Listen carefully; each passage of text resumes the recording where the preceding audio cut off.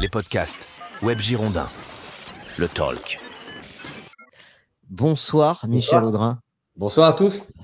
Bonsoir Michel. Je vous écoute depuis 5 minutes là, c'est bien. C'est pas la meilleure partie. C'est vrai que ça fait froid dans le dos quand on voit cette équipe en National 2, mais c'est la vie, c'est la vie de tous les clubs. Il est partisan de la multipropriété, il pourrait vous racheter, donc à votre place, je ferai attention à ce que je dis. Donc peut-être qu'il peut chercher d'autres clubs. Faut pas vexer. Non, on n'est pas dans ce problème-là encore. Moi, je vous présente Michel. Donc, vous êtes ici parce que vous êtes l'entraîneur d'Avranches, voilà, prochain adversaire des Girondins de Bordeaux. Mais quand on regarde votre CV, on s'aperçoit que vous avez une grande carrière de joueur. Vous avez passé plusieurs saisons aux Girondins de Bordeaux. Vous avez été 2 fois champion de France avec les Girondins de Bordeaux. Ensuite, vous avez une carrière d'entraîneur très, très fournie. Vous avez été recruteur, vous avez été responsable de centre de formation, vous avez été adjoint dans des équipes professionnelles comme le Stade Rennais, par exemple. Et vous êtes à Avranches depuis l'été dernier. Mais j'ai envie de commencer par les Girondins de Bordeaux, parce que c'est pas tous les jours qu'on reçoit un double champion de France avec le club qu'on supporte. Qu'est-ce que vous retenez de votre passage aux Girondins de Bordeaux ? C'est pas parce que je suis à l'antenne et à Bordeaux, c'est mes meilleures années. Donc j'avais 20 ans, c'est les années 82-85. Donc moi j'arrivais jusqu'au danger avec un contrat stagiaire. Donc je suis arrivé par le biais d'Aimé Jacquet et puis Didier Kouékou. Et puis c'est parti comme ça. Donc je suis arrivé et j'ai appris mon métier. J'ai appris vraiment mon métier que j'avais débuté avec le SCO d'Angers pendant 4 années de stagiaire. J'avais quand même joué quelques matchs en Ligue 1. Malheureusement, on est descendu cette année-là. Et puis Bordeaux s'est mis sur moi. Et puis on a échangé avec Aimé, qui est pour moi un entraîneur qu'on peut nommer encore vraiment un des tout meilleurs entraîneurs que j'ai eu en tant que joueur. Et je crois que beaucoup de joueurs peuvent aussi le dire et penser. Et puis, on a passé 3 années magnifiques. Moi, j'ai appris mon métier. J'ai déjà entre 20 ans, 21, 22, 23 ans. Et mon plus grand regret, c'est de l'avoir quitté, en fin de compte. Je n'ai pas écouté l'entraîneur qui était Aimé Jacquet parce que à un moment donné, il y avait Bernard Lacombe qui était sur une fin de carrière, 34 ans. Il avait mal au genou. D'ailleurs, il s'est fait opérer cette année-là. Et moi, je voulais jouer. Je voulais avoir du temps de jeu, comme beaucoup de joueurs aujourd'hui. Donc, c'est pas non plus désagréable. Et puis, Marseille m'a sollicité. Et puis, je suis parti à Marseille. Mais je n'avais pas la personnalité, le tempérament. Et ça, c'était bien sûr à 24 ans. Donc, on n'écoute pas forcément les anciens. On n'écoute pas non plus forcément les entraîneurs. Et je le vois aujourd'hui avec les joueurs qui font malheureusement ce qu'ils veulent. Et ils ont raison. C'est leur avenir. Mais c'est vrai qu'en écoutant un petit peu plus les anciens, j'aurais dû re-signer à Bordeaux et peut-être une carrière différente. Mais bon, je ne regrette pas du tout. Oui, vous étiez milieu offensif et attaquant et vous étiez la doublure en championnat, mais vous avez Dieter Müller et Bernard Lacombe. C'est ce que j'ai vu, c'est bien ça ? Deux très grands attaquants du club. Oui, mais c'était la première année, c'est là où c'est marrant, c'est la première saison, c'est là où j'ai fait le plus de matchs. J'ai dû faire une vingtaine de matchs parce que il y avait la Ligue des Champions, c'est pas la Ligue des Champions, c'était la Coupe des Champions. La Coupe des Champions, tout à fait. Des clubs champions. Coupe des clubs de champions. Et puis, on jouait aussi les semaines. Et puis, c'était pas simple. Et j'avais une confiance d'Aimé. Et quand Bernard Dieter avait besoin de souffler, je jouais. Et puis, souvent, je marquais. J'étais décisif. Et c'est vrai que cette année-là, c'était la première année. Et j'étais vraiment comblé. Deuxième année, troisième année, c'était un petit peu plus différent. Il y a eu des arrivées, il y a eu Caspar Memmering, il y a eu Bernard Zégnier, donc c'était un petit peu plus différent. Mais j'ai quand même toujours fait quand même des rencontres. J'étais pas le titulaire aux yeux d'Aimé parce que on pouvait pas à l'époque. Aujourd'hui, c'est complètement différent. On fait jouer beaucoup plus les jeunes parce qu'il y a du business ici autour. Mais c'est vrai qu'aujourd'hui, à l'époque, c'était difficile de pouvoir rentrer titulaire quand on avait des internationaux en puissance comme Dieter et puis Bernard. Bien sûr. Gino, tu as une question sur cette période bordelaise à Michel? Ah, vous n'étiez pas né. Non, mais oui, moi, je n'étais pas né, c'est vrai. Oui, moi, j'étais né. Ça, c'est vrai. Mais on a parlé, et ça fait partie de la légende du club, donc on s'intéresse quand même un minimum. Est-ce que c'était vraiment le Grand Bordeaux? C'est ce qu'on appelle quand même le Grand Bordeaux à l'époque. Quelle était la sensation que vous aviez dans ce groupe? Est-ce que vous étiez vraiment un groupe qui allait vraiment surdominer ce championnat français dans les années 80?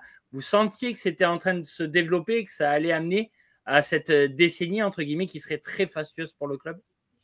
Avec le recul, je pense que c'est vrai que c'est difficile. On n'a pas dominé comme Lyon a dominé dans les années 2000, comme Paris Saint-Germain domine aujourd'hui le championnat. Mais c'est vrai qu'on était, il y avait Paris Saint-Germain, il y avait toujours ces équipes Marseille, il y avait Monaco qui avait été champion et on avait fini second 82-83. Et après, on a été champion de France les 2 années qui ont suivi. Mais de là de dire qu'on était dominateur, non, quand même pas. Mais on avait une grande force, on avait quand même 6-7 internationaux. Moi, quand je suis arrivé en 82, il y avait 6 internationaux qui arrivaient de la Coupe du Monde. Et donc, je découvrais tout ça. Mais c'est vrai qu'il y avait à toutes les lignes. Alors, on avait un effectif très réduit. Hein. Il y avait que 18 pros. Hein, il me semble que on n'avait pas cette possibilité d'avoir une trentaine de professionnels aujourd'hui dans un effectif. Donc, on n'était que 13 joueurs sur la feuille de match. C'est ça, ouais. Ouais, donc, les années 80, c'est particulier. Pour moi, c'est des superbes années, mais c'est particulier dans l'organisation, dans la structure d'un effectif. Et je pense qu'il n'y avait pas de staff. Il n'y avait que Bernard Michelena qui était adjoint. C'était un des premiers adjoints avec Aimé. Donc, c'est les années 80. Donc, pas d'entraîneur des gardiens, pas de préparateur physique. Donc, on faisait un petit peu à l'ancienne, comme on dit. Hein. C'est vrai qu'il y avait aujourd'hui, maintenant, il y a des data, il y a des GPS. Je trouve que le joueur, il est beaucoup plus contrôlé que nous, on était. On faisait n'importe quoi. Ah, bah oui. David, un mot pour Michel sur l'époque bordelaise? Non, mais c'est surtout pour l'évolution de son poste, en fait. On dit que le 10 a disparu, parce que vous étiez vraiment milieu offensif. Peut-être 9,5, comme c'est comme ça, en fait, qu'on aurait pu vous... Alors maintenant, en fait, comment vous appréhendez justement cette évolution du numéro 10? Ils sont un peu plus dans le cœur du jeu, ou alors ils sont en faux attaquants. Comment vous appréhendez, en fait, la disparition de ce poste, quasiment partout? La disparition de ce poste, c'est un petit peu suite aux animations de jeu. C'est les organisations. Alors maintenant, on parle de 4-3-3. Avant, on avait vraiment un 10 avec 2 attaquants derrière. C'était un peu un losange qu'on jouait souvent avec Dieter, Bernard et puis et Gigi qui était sous les deux attaquants. Maintenant, c'est un 4-3-3 avec des relayeurs. Je trouve qu'aujourd'hui, le 10, il a été supprimé par des relayeurs et des joueurs qui ont un volume de jeu. Le 10, souvent, c'était du marquage individuel sur lui par le 6. Et le 6, oui, bien sûr. Et le football, il était sur du marquage individuel. Donc, il a tellement évolué sur les organisations tactiques. Et là, on a des systèmes de jeu. C'est un 4-4-2, un 4-3-3. Maintenant, il y a des défenses à 3. Mais avant, je n'avais pas le souvenir d'avoir des défenses à 3. Je trouve que les années 90, on a dû copier sur l'Italie, je pense, à un moment donné, pour être plus rigoureux sur l'aspect tactique.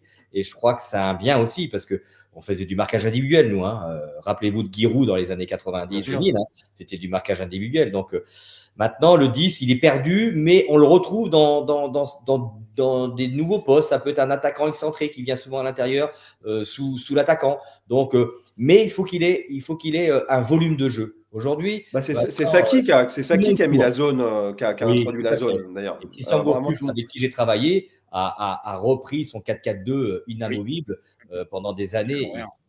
Et lui, il les faisait jouer sur les côtés en plus, les numéros 10 généralement. Ouais. C'est ça. Moi, j'ai joué sur les côtés, j'ai joué un petit peu. Moi, ce qui me manquait pour être vraiment un numéro 10, c'est la dernière passe. Et les numéros 10 avaient cette qualité-là pour être passeur et buteur. Super intéressant. Hein. Joe, un mot sur l'époque bordelaise, même si là, on est au-delà de l'époque bordelaise. Après, on parlera de l'entraîneur, Michel Audrin. Juste peut-être un mot sur ce président mythique qui était Claude Bèze. Quand on voit ce qu'on a actuellement, justement, on avait le sujet avant que vous arriviez. Voilà, Claude Bèze, je sais que c'était un personnage. On a entendu beaucoup d'histoires assez rocambolesques sur lui. Vous qui l'avez fréquenté, qu'est-ce que vous pouvez nous en dire dessus, tout simplement? Alors, Claude Bèze, moi, quand j'avais 20 ans, hein, vous vous rendez compte, à 20 ans, on a des yeux d'émerveillement. Mais c'est vrai que Claude Bèze, avec ses moustaches, ses bacchantes, et puis son côté rondeur, mais il avait une qualité exceptionnel, c'est-à-dire que c'était un homme de parole. Et je pense qu'on peut le dire aujourd'hui. Alors moi, je me rappellerai toujours, j'avais signé 3 ans, donc j'ai fait mes 3 années. Et puis, en janvier, il me dit, Michel, il faut qu'on se voit. Et puis, avec Aimé ou sans Aimé, je ne me rappelle plus. Et je pense, voilà, donc on va repartir sur toi sur un contrat d'1 an ou 2, à toi de choisir. Et la somme, machin, tout. Mais on signe rien. On se tape dans la main. Et puis, on se reverra au mois de juin. Donc, je n'ai pas honoré parce que je suis parti sur Marseille.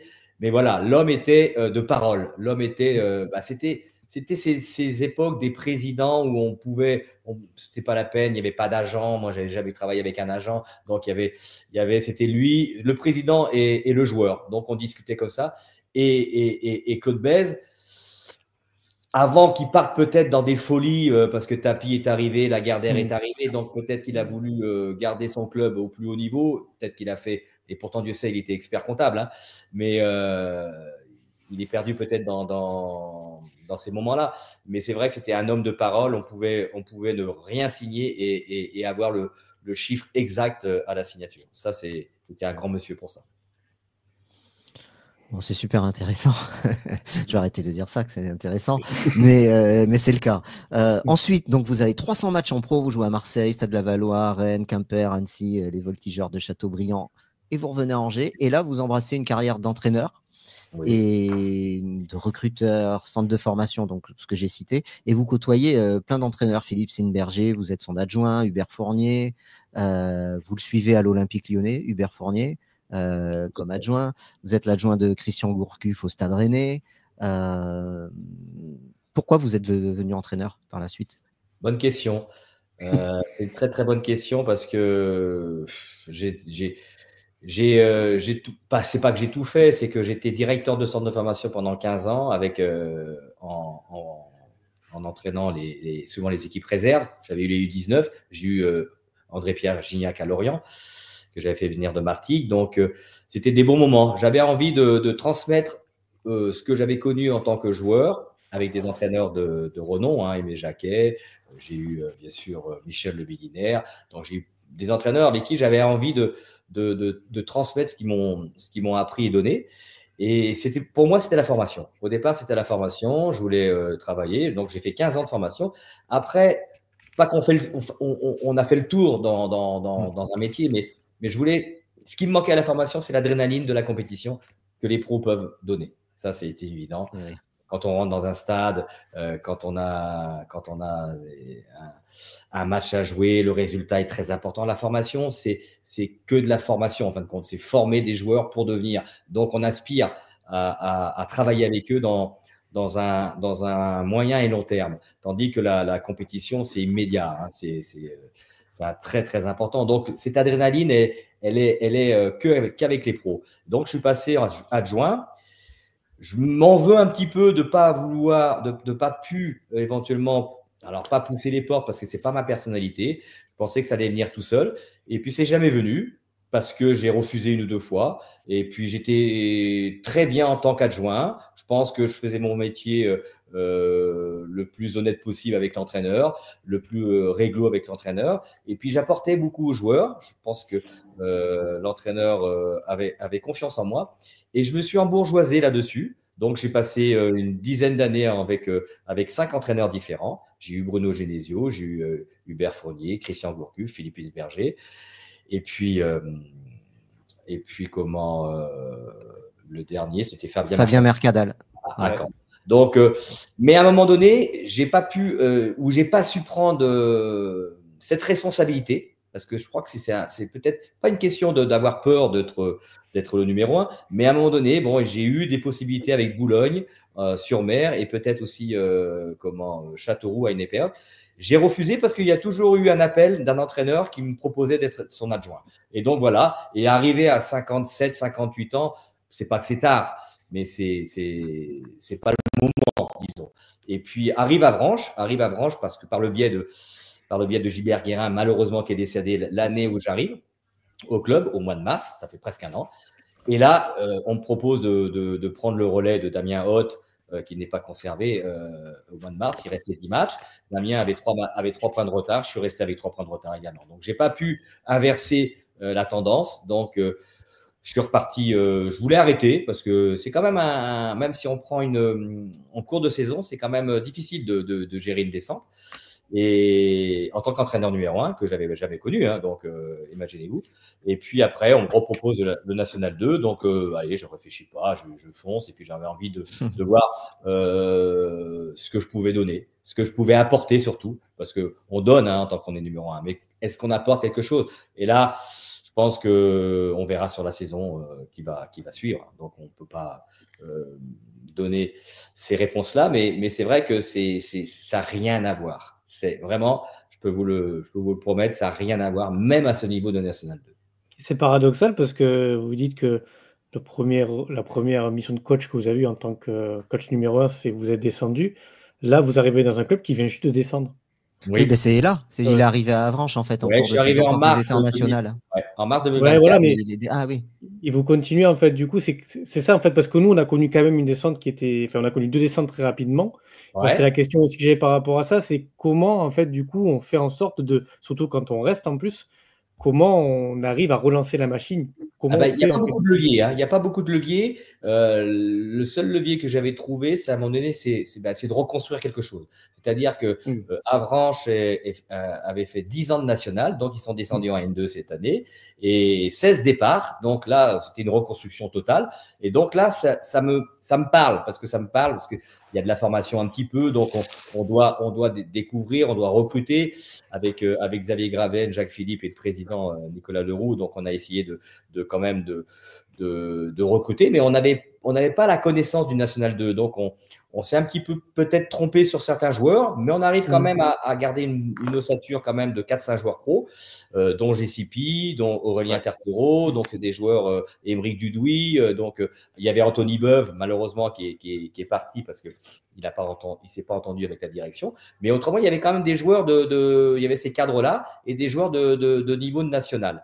Mais c'est dur, c'est très, très dur, parce qu'il faut digérer une descente et après de reconstruire avec 16 joueurs nouveaux. Donc, on essaye de faire une saison, j'espère, la plus haute possible, mais c'est compliqué, parce que je crois que le National 2, je ne sais pas si vous avez vu beaucoup de matchs, si ce n'est bien sûr avec ceux des Girondins, mais c'est très homogène. C'est un championnat qui est très, très, très homogène. Voilà. Tout le monde peut gagner chez n'importe qui. Donc, et surtout cette poule d'ailleurs, ouais. surtout notre poule. Ouais.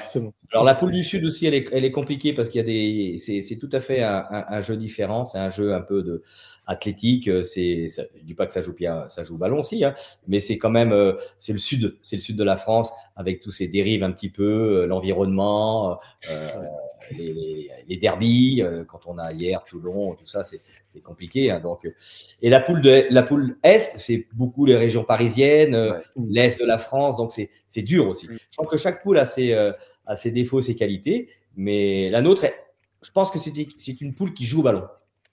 Moi, je suis allé voir Fleury-Bobigny plusieurs fois cette saison. C'est quand même du bon niveau. Je pense que l'un et l'autre joueraient le milieu de tableau de National 1. Oui, mais vous avez entièrement raison. Il y a les équipes en haut des classements de National 2 peuvent jouer avec Paris 13. Alors après, c'est dans la durée, hein, c'est toujours pareil. Bien sûr. Ouais, c'est dans la durée. La durée fait mais quand on voit qu'à partir de Paris 13, Atlético, Nîmes, Châteauroux, en National 1, c'est Villefranche, c'est quand même… voilà, il y a 6-7 équipes qui ne sont pas forcément… ou qui pourraient être en National 2 aujourd'hui. Et puis 5-6 équipes qui pourraient monter de National 2 en National sans poser problème. Après, dans la durée des 34 matchs, c'est compliqué quand même pour le National. Donc, on voit bien qu'il y a des surprises à chaque match. Gino, quel est votre… Ouais, on va passer un petit peu à ce qui nous attend quand même, ce qui nous intéresse énormément. Quel est votre regard sur les Girondins et la période que traversent les Girondins au-delà du jeu, et qu'est-ce qui vous marque un petit peu sur cette période-là? Alors moi, je les voyais en début janvier, je les voyais performants. Je les voyais vraiment performants parce qu'on regarde souvent les matchs. Et puis, et c'est vrai, là, depuis 3-4 matchs, c'est moins bon parce que je pense que le fait d'avoir perdu Griot et Carole, c'est quand même, à mon avis, 2 joueurs très importants du système de Bruno. même s'ils ont des bons joueurs autour, hein, il y a quand même Mergy, il y a quand même Louveau, il y a quand même des bons footballeurs. Hein. Mais ça reste un championnat quand même de National 2, donc avec tous ces problèmes, hein, ces problèmes athlétiques, ces problèmes où des fois il y a des équipes qui jouent moins, qui jouent peu, et donc il faut faire le jeu. Donc si on n'a pas des joueurs de qualité technique, ça peut être difficile. Et puis je pense que Bordeaux, il y a un enjeu terrible. Hein. Je pense qu'il y a un enjeu terrible. Donc, ils sont arrivés comme ça en début de saison avec des joueurs qui arrivaient de partout. Donc, Bruno a dû faire un peu aussi son travail dedans. C'est pas facile pour lui. Et même s'il y a eu des bons joueurs qui sont arrivés, mais après, il faut amener un projet, et puis il faut amener de la compétition, il faut être des compétiteurs. C'est pas facile. Et là, peut-être que je ne sais pas, hein, parce que samedi, on va les jouer, mais c'est sûr que sur 3 défaites consécutives, on ne prépare pas un match comme un autre. Donc, c'est vrai qu'il va falloir qu'il resserre peut-être un peu les boulons de son jeu, mais quelque part, il faut qu'il gagne aussi. Donc, c'est vrai qu'il y a des moments, il y a des tournants de saison. Hein, donc, c'est vrai que celui-ci, contre nous, ça va être pour eux. Et comme pour nous aussi, attention. Hein. C'est intéressant. David, tu veux rebondir sur le match? Ouais, moi je vais rebondir sur le match et sur. Alors moi j'étais assez surpris parce que je regardais très peu le National 2. C'est que je trouve que il y a une prime à l'audace. Souvent les équipes joueuses sont récompensées. Alors on dit souvent oui, le terrain, l'adversité, le manque de qualité technique, mais je trouve que régulièrement, à chaque fois moi que j'ai vu les Girondins, l'équipe qui prenait le plus d'initiatives, qui était la plus protagoniste, était récompensée. Est-ce que vous, enfin déjà d'une, est-ce que vous abondez dans mon sens ou pas, vous pouvez dire que j'ai tort, ou est-ce que ça vous encourage justement à proposer un football positif, pas de réaction, pas d'attente, pas de bloc bas? Est-ce que ça vous encourage aussi à proposer quelque chose? J'ai essayé, moi, dans mon recrutement, avec le si peu que je connaissais des joueurs, de trouver des joueurs avec un bagage technique. Donc après, ce qui va nous manquer par moment chez nous, ça va être l'aspect athlétique. Donc c'est tout simple. Donc on essaye bien sûr de jouer. Hein. Maintenant, il y a beaucoup d'équipes qui essayent de jouer. Et là, je suis d'accord avec vous. Je suis même surpris c'est pour ça qu'il y a une homogénéité dans le championnat, parce que les équipes, on a joué Dinan, on a perdu chez nous, ils ferment pas le jeu non plus. Donc nous, on essaye aussi de jouer, mais le problème, c'est que à un moment donné, il faut concrétiser. C'est le problème du football aujourd'hui. Nous, on n'a pas pu concrétiser nos actions et à un moment donné, on fait cash sur un contre ou sur une situation. Et après, c'est dur. Parce qu'il faut avoir quand même une maîtrise collective pour gagner les matchs. Si tu n'as pas de maîtrise collective, tu vas peut-être gagner 3-4 matchs dans la saison comme vous disiez tout à l'heure, sur un bloc bas et on joue sur des contres. Mais à un moment donné, sur 30 matchs, c'est pas possible. Donc, il faut quand même essayer de jouer. Et je pense que les équipes le font. Alors, plus ou moins bien, mais je pense que… Et quand je vois Bordeaux jouer, ils jouent. Hein, ils ont une possession de jeu supérieure aux adversaires. J'ai regardé le match de Saumur. Saumur, ils ont une occasion. Alors, ils ont toute la première occasion sur un coup franc où, comment il s'appelle, Bounaï ou Bout, il frappe au-dessus de la barre.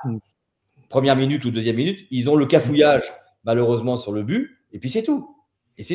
Et pourtant, ils ont essayé de jouer, mais pour gagner les matchs, il faut avoir des attaquants aussi. Hein.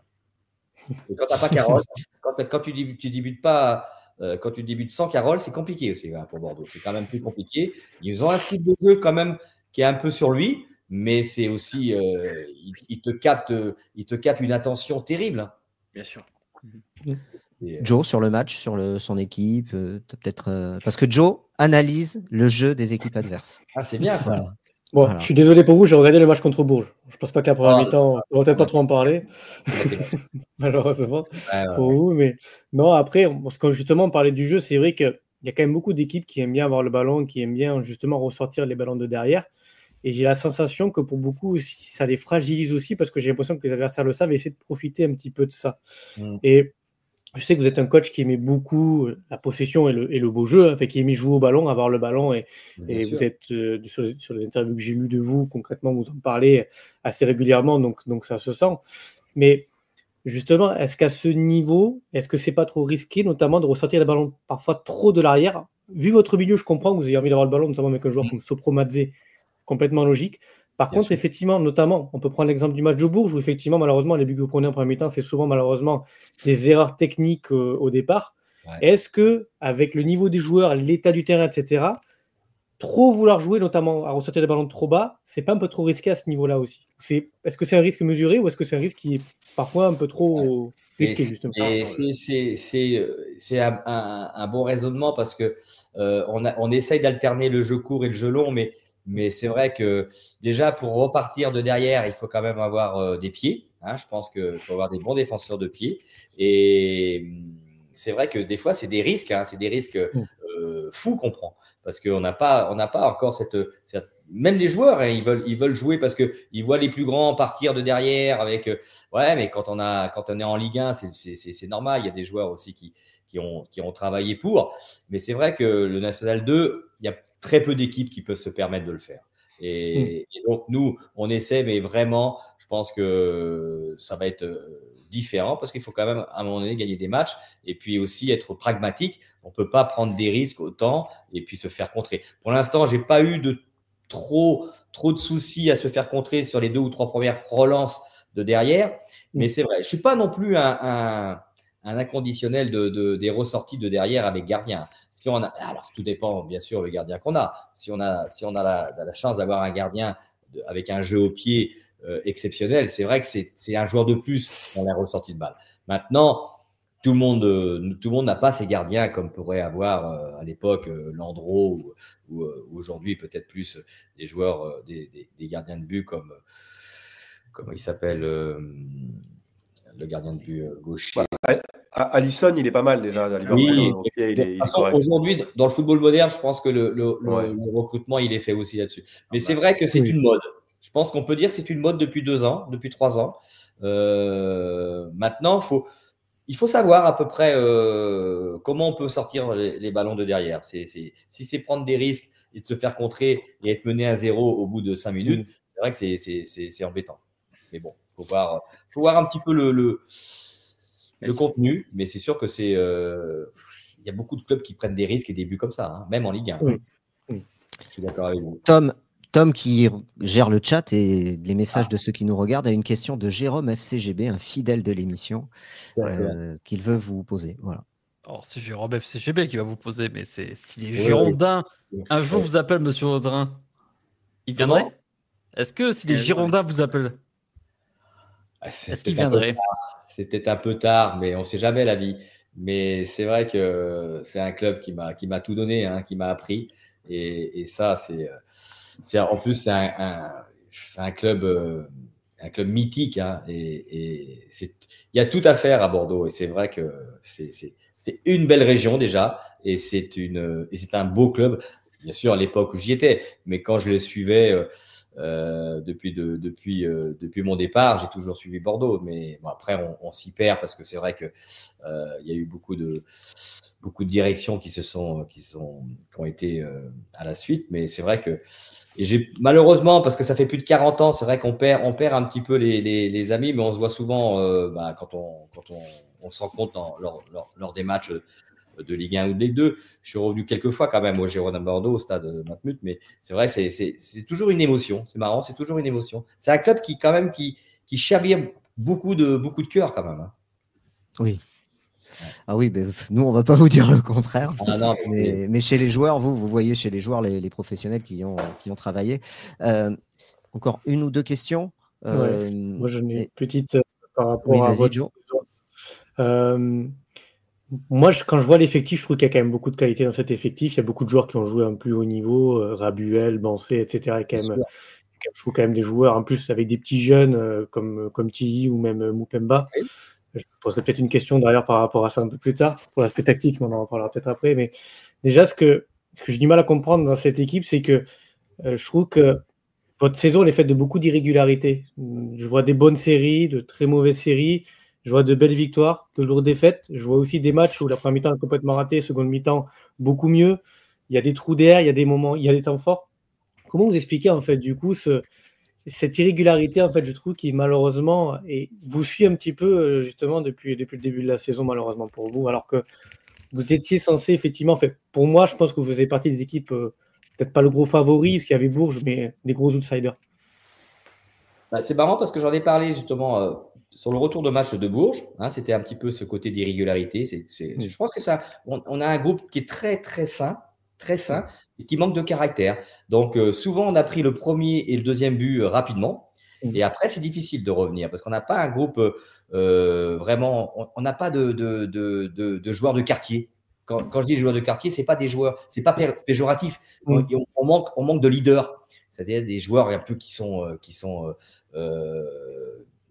remontés, qui n'aiment pas perdre. Des fois, c'est difficile à les gérer en tant qu'entraîneur, mais ils te font avancer aussi dans une saison. Ils te font avancer parce qu'ils n'aiment pas perdre. Et je pense qu'on est un petit peu linéaire. On est un peu…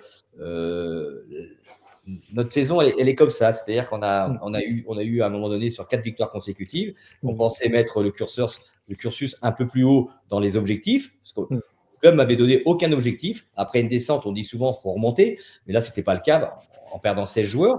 Donc, c'est vrai, on a des passages comme ça dans la saison. On est mou, où on est bon. Et puis, mais on ne tient pas. On tient pas la régularité d'un championnat, c'est ça. C'est pour jouer dans les 5 premières places, il faut être costaud, il faut être solide. Il ne faut pas avoir des trous d'air. Et nous, on en a eu trop. Alors, pas forcément longtemps, mais on a eu 2, 3 défaites. Là, on était sur 4 victoires consécutives. Là, on repère de nouveau. On va peut-être regagner contre Bordeaux, mais on risque peut-être de reperdre contre Saumur et à Châteaubriand. Donc, c'est une équipe qui ressemble un petit peu peut-être au recrutement que j'ai imposé, un recrutement de qualité technique, mais peut-être il manque un peu de supplément d'âme. Il manque, et ça, faut…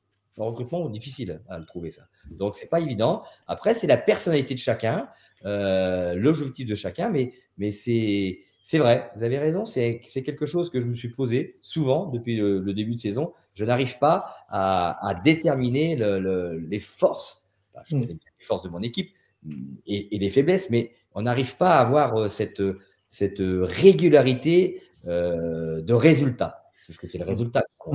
Autrement, c'est un groupe qui vit très bien, qui est sympathique, mais il nous manque peut-être 2 ou 3 joueurs. Pas des anciens forcément, parce que j'en ai quelques anciens, mais des joueurs un petit peu, pas voyous, mais un petit peu des joueurs de quartier. J'aime bien Chien fou. On a compris l'idée. On a compris l'idée. Ils ont une qualité que n'ont pas les autres. C'est-à-dire qu'ils vont chercher quelque chose où peut-être les joueurs qui ont déjà une formation, quelque chose comme ça, n'arrivent pas à retrouver. Une dernière question sur le match, si vous en avez, David ou Gino, sur le match de samedi. Non, moi j'ai. Moi, c'était plutôt sur votre regard sur Bruno Herles, vous qui êtes dans le milieu du foot depuis des années. Nous, on apprend à le connaître cette année. Qu'est-ce que vous, en tant qu'entraîneur, vous voyez chez cet entraîneur des Girondins de Bordeaux? Bruno, déjà, il dégage une intelligence. Il dégage une intelligence. C'est pas quelqu'un qui est sur des coups. Je pense qu'il va réfléchir, et puis après, il a son plan de jeu, son plan, et puis, mais c'est quelqu'un qui est réfléchi et qui amène quand même son équipe à avoir ses résultats, parce que prendre quelque chose comme ça, comme il a pris, c'est pas simple. Hein. Il a pris un groupe qu'il connaissait pas, un groupe qui venait d'un week-end à l'autre, ou d'une semaine à l'autre, il y avait des joueurs qui arrivaient de nulle part, qui connaissaient certainement pas. Donc il faut construire. Il a pris trop de retard, je pense, au début de saison, avec les matchs en retard, avec les joueurs qui arrivaient en septembre, octobre. Donc, c'est compliqué pour lui. Donc, maintenant, il a eu quand même des bons résultats derrière.